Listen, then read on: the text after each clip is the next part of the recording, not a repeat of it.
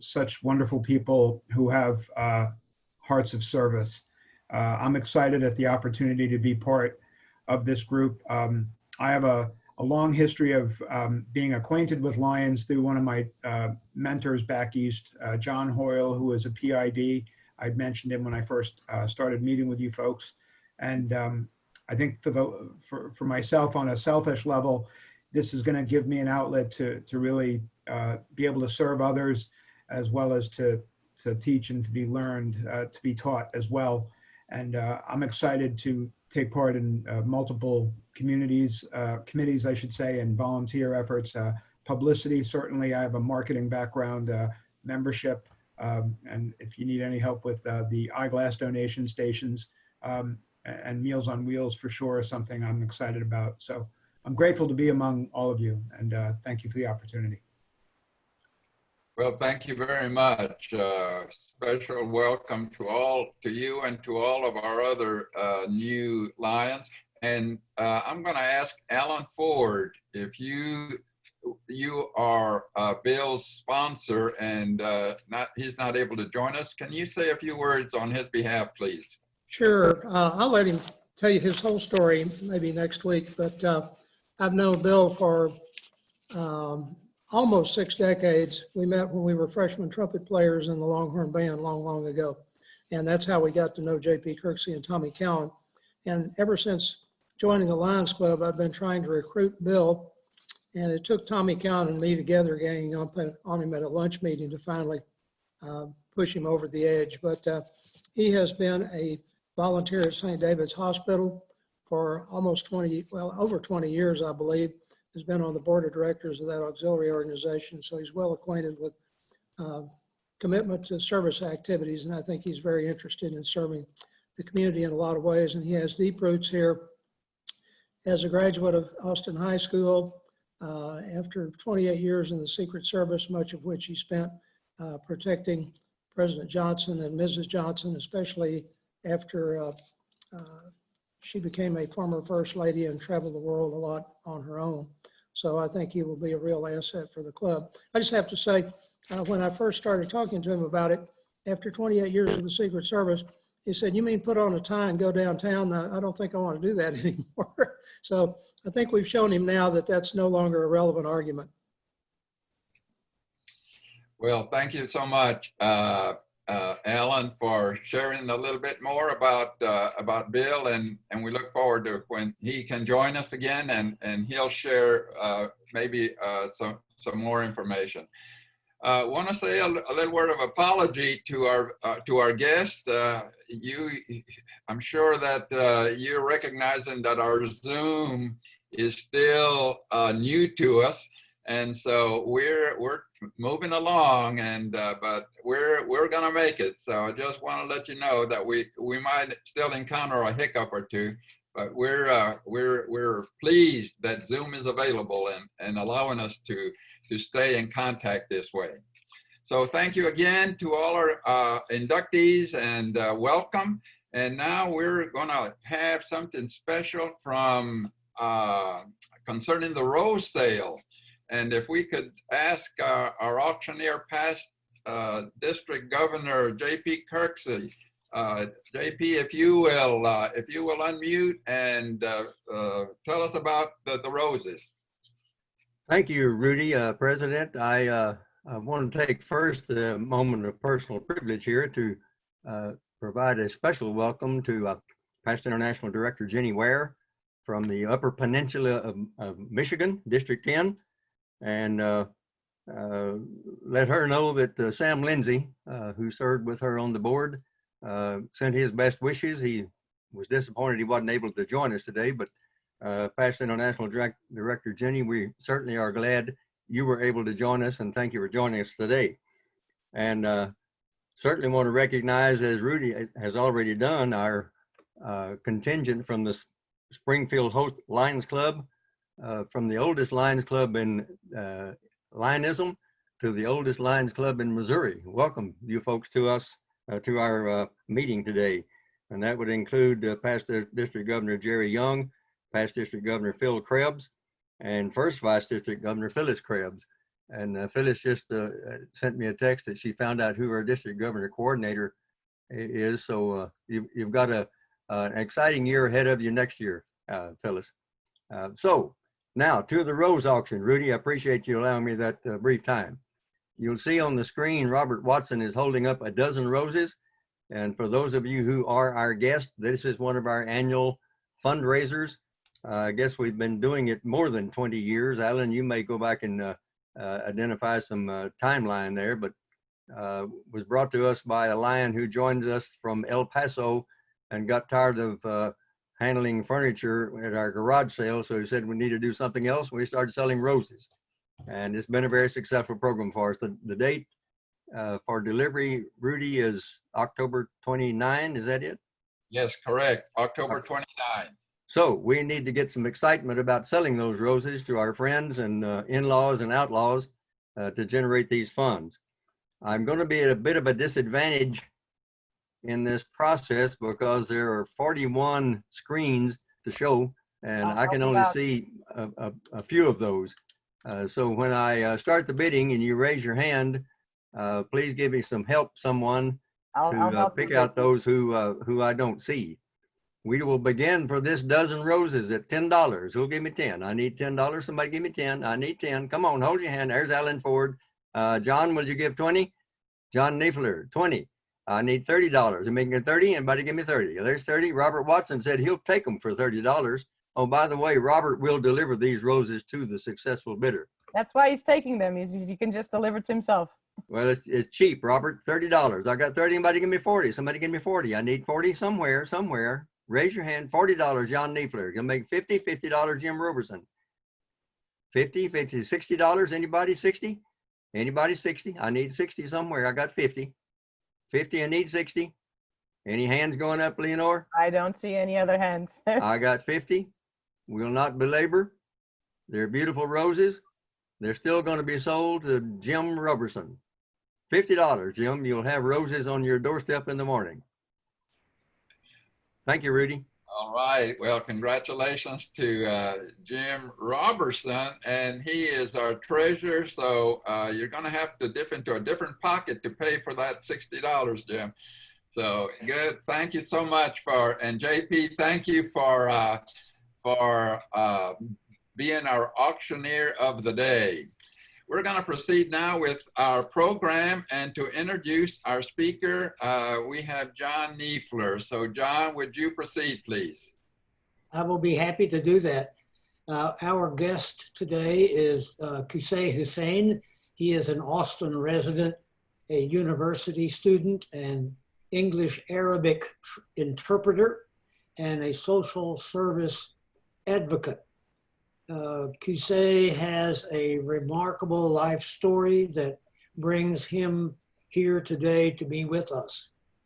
He serves on the Association Committee of the Board of Directors of Doctors Without Borders and the Advisory Committee of Refugee Services of Texas. Qusay is on the UT Austin Student Advisory Committee for students with disabilities. He serves on several other social service and higher education organizations for people with visual impairment. Qusay earned an associate's degree at Austin Community College and is currently a dual degree student in psychology and social work at the University of Texas at Austin. I will speak for all of us in welcoming today Qusay Hussein. Qusay, just unmute yourself. Hello, everyone. Y'all hear me? Yes. You hear me? Yes. Okay, Yes. cool. Well, thank you so much for all of you, and thank you so much for Mr. John for inviting me for this meeting. And you all can see my picture, correct? Shirley Dolman has joined the meeting. Okay. So, yeah, I met John, Mr. John, I met him, well, like, I was giving a speech on Central Presbyterian Church, and it's been a while.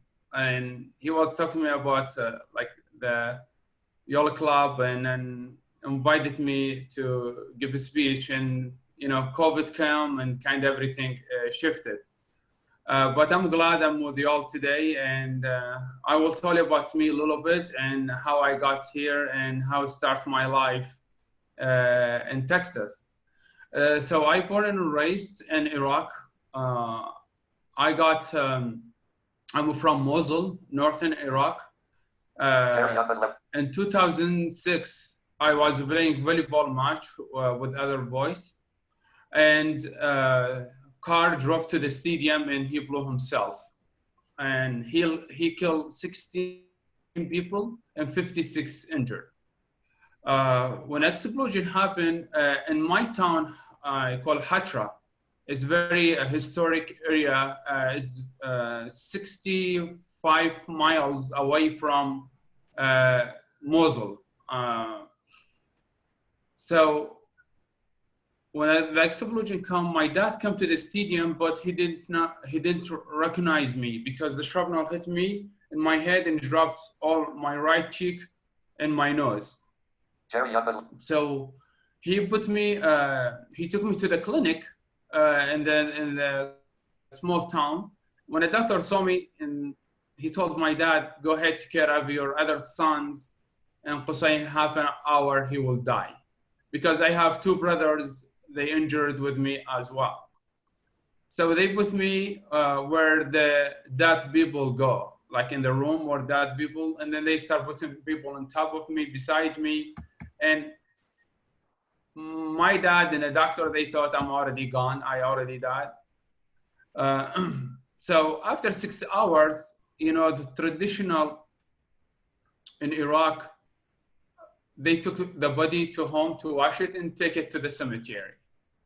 So my dad come to take me to home to wash my body because he think I'm already gone.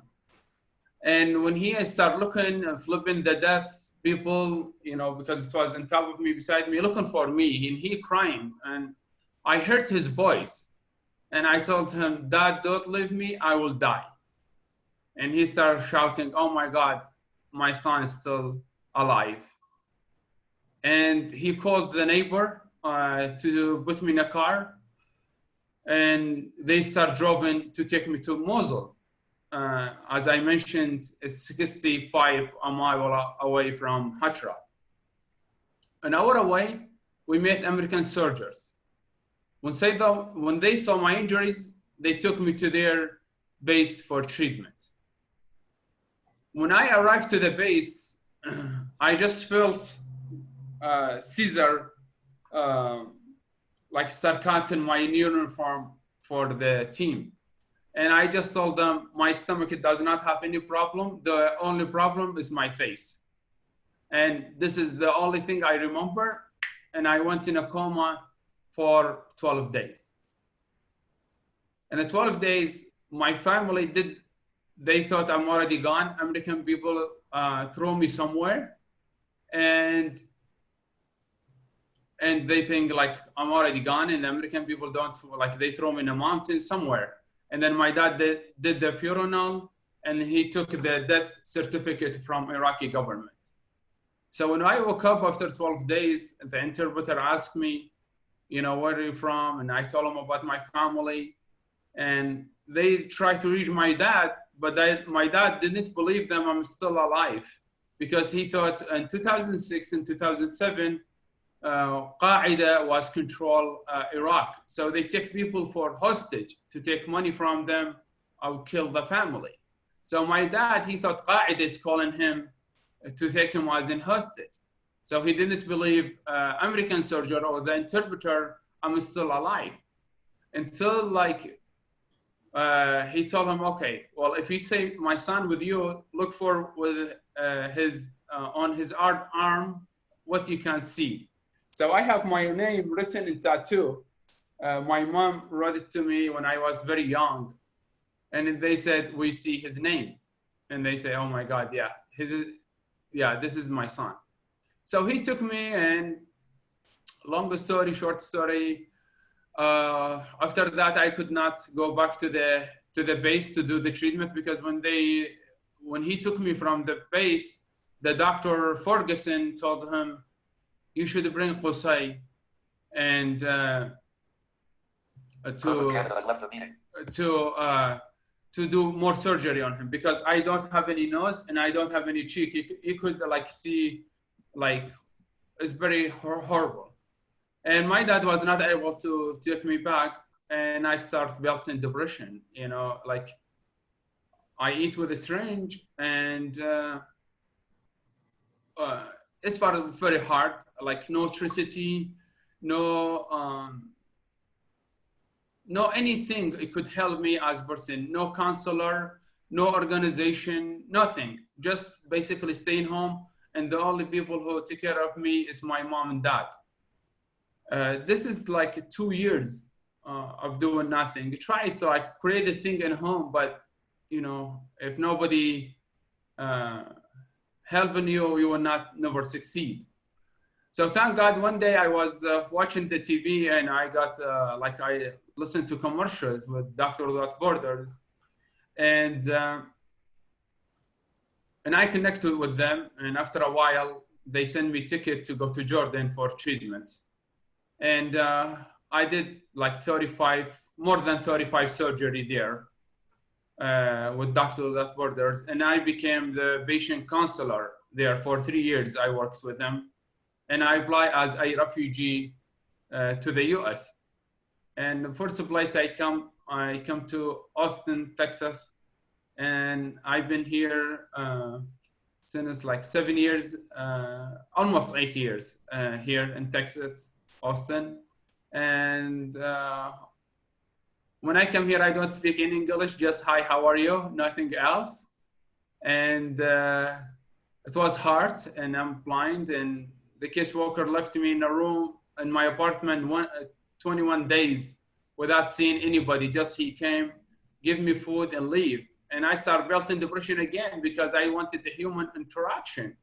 And all in my mind, America not jail, you know, America freedom, and I want to see people. So I stopped in front of the caseworker. I say, call interpreter, I need to speak to you. And he called and he said, what he need from me? And I told the interpreter, I want to see people. I want to talk to people. Just don't leave me here in a room, an apartment 21 days, don't see no one, and I don't have any TV or radio. It's hard. And he said, after my work, I will come take him. And after his work, he took me to the HEB, and I thought, oh my God, this is the heaven. Because I never been in any shopping center or any seeing people, just from airport to my apartment. So from that, I started learning ASL, and I took 2 courses of ASL. And after doing exam, the counselor said, Qusay, we could not put you on ASL anymore. I said, oh my God, did I did anything terrible? And then say, no, but you scored very high, and then we could not put you on ASL anymore. I said, what next? Still my English not that good. And she say, no, your English is good. So if you want to finish, you go on, because you didn't finish your high school in Iraq, you got your accident, you need to start GED. And oh God, I heard about GED. I heard from some friends, they say it's very hard, and math. And so anyway, I started like GED, and for 1.5 years, I took the exam, and I got the highest second score in the region. And after that, I started working on my associates with ACC. In 2 years, I finished it with a very high score, and I achieved the President Achieve Award for Outstanding Student. And I moved to the University of Texas in 2018 with acceptance for psychology degree. And 1 year I was there, and I analyzed I could do another degree, so I applied for social work. Right now I'm doing dual degree in social work and psychology. And hopefully I will finish this fall with both degree. But during that, I doing a lot motivational speeches. I traveled almost around the world. I went to study in Romania. I spoke in Germany and Qatar and Turkey, Iraq. I visit almost all the states here, giving speeches. Like I spoke in the Capitol Hill about also blindness and refugee stuff. Yeah, this is what I'm doing. And right now I have, before COVID, I have big project to do in Iraq. I want to open library, audio library for the blind there. But you know, it's COVID came and it kind of like collapsed everything, as you all know. So yeah, this is about me. And if you all have any question, I'm glad to answer it. Do we have any questions for Mr. Hussein? Yes, Steve, go ahead. Mr. Hussein, thank you for your presentation. I was tearing up at the beginning, but you're an example of the power of the human spirit, and I'm honored. So thank you. Thank you. For this. And being in a refugee status, did they extend U.S. citizenship to you? If you can answer that, I don't know if it's appropriate to ask. I'm just more curious. So yeah, I became citizen. Wonderful. Yeah, I became citizen in 2018. Wow, congratulations. And thank you. After 5 years, you allow to apply for citizen. Okay. Well, we're better with you, and we're grateful to have you part of us. So thank you. Thank you. And I also, I forgot to mention, I worked with American soldiers. So probably the reason why I got my accident, I was working with them in a base development checkpoint and in a street, like, you know, in 2006-07, American soldiers on the street. So the company I worked with, we delivered like what do you call it, wedding rooms on the street for the soldiers. We have another question from Vice District Commissioner Phyllis Krebs. Do you utilize a white cane for travel? White cane? Yes, a cane. Absolutely. To help you. Yes. It is, I call it is my eyes. No one can travel without his eyes. So. We have another question. Go ahead, Gaylord. This is Gaylord Armstrong, and I salute you for your bravery and what a very inspiring and moving address. And I guess it's more of a comment, but I had a very close friend that I served with in student government. He at the University of Texas, and I was at Baylor. And he had a hunting accident and went blind in one eye, and it quickly infected the other. And while he was student body president of Texas, they gave him the name of Bang, B-A-N-G, which was kind of a interesting to show his sense of humor. He adopted that nickname. His name was Lowell Leberman. And Lowell became a very substantial player in our state. And I'm a believer that some of us that have had close calls with death, as you have, are spared for a very, very special reason. And I think that you obviously are serving a very inspiring and special purpose. And Lowell went on to, as a totally blind man, he had a great sense of humor. Every time I would see him, he would reach out and touch and feel my tie and say, "Gaylord, what a beautiful tie. I hope you'll leave that one to me in your will." Well, he couldn't see what kind of tie it was, but that's the kind of spirit he had. He ended up owning a major dealership and then became the Miller distributor for this area. And as people have said, owning a beer dealership is like a gold nest on the ground. And he ended up being a regent for the University of Texas system, made a great contribution, but the inspiration of what he did and resolved to do while a blind man, I think, is a great example. And I think you're setting the same example with your service and your dedication and bravery. And I salute you and thank you so much for sharing your story with us today.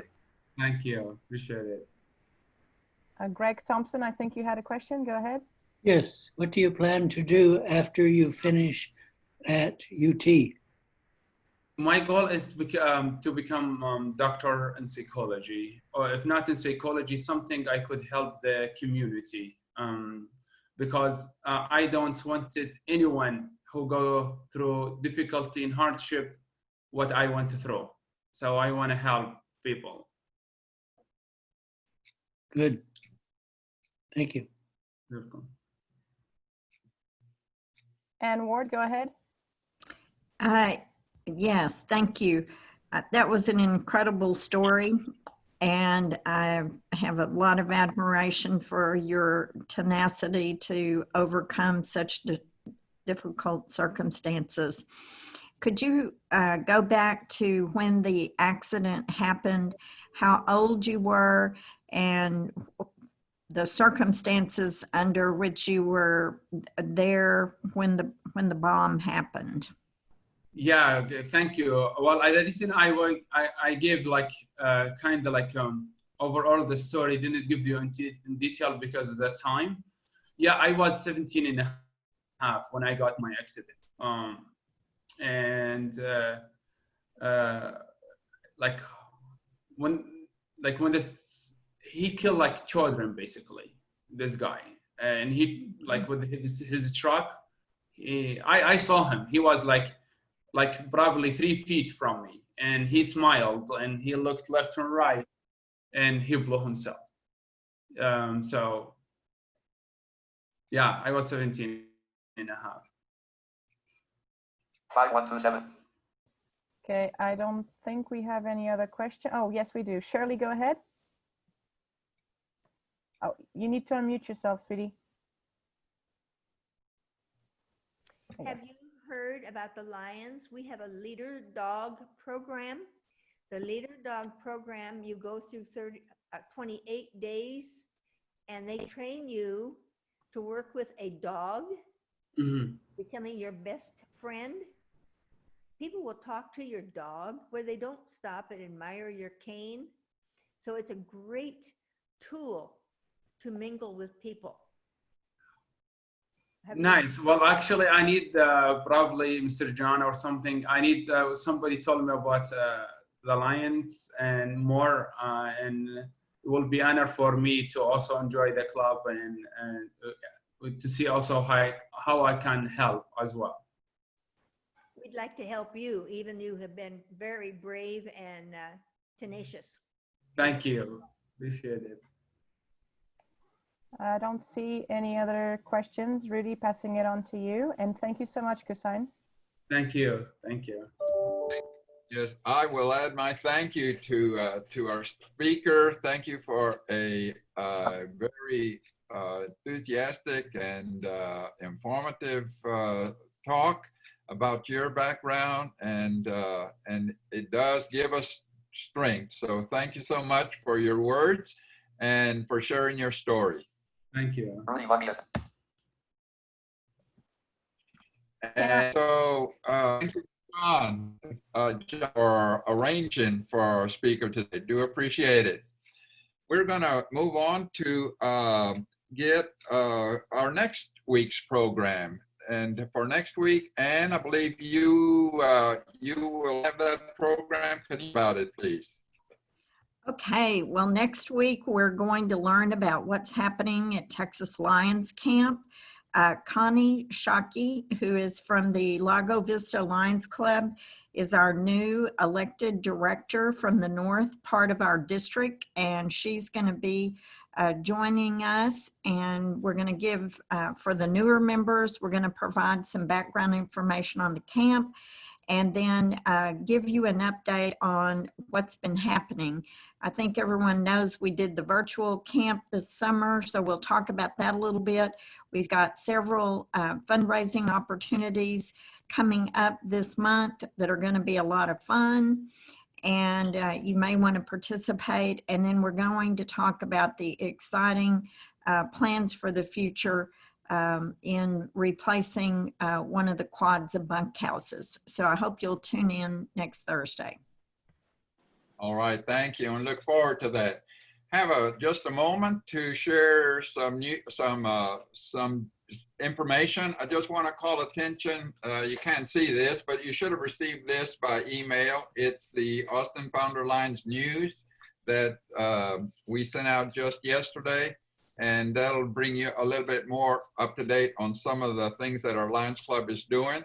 Also want to announce that immediately following this meeting, we have a board meeting.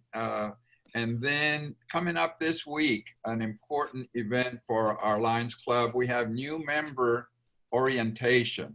So that will be coming up on the 26th of this month, and then the following week on September 2nd. So those events for the Lions calendar. If there are no other announcements or no other news to share, I will declare this meeting adjourned. So thank you very much to our visitors for joining us today. Thank you, everybody. Thank you.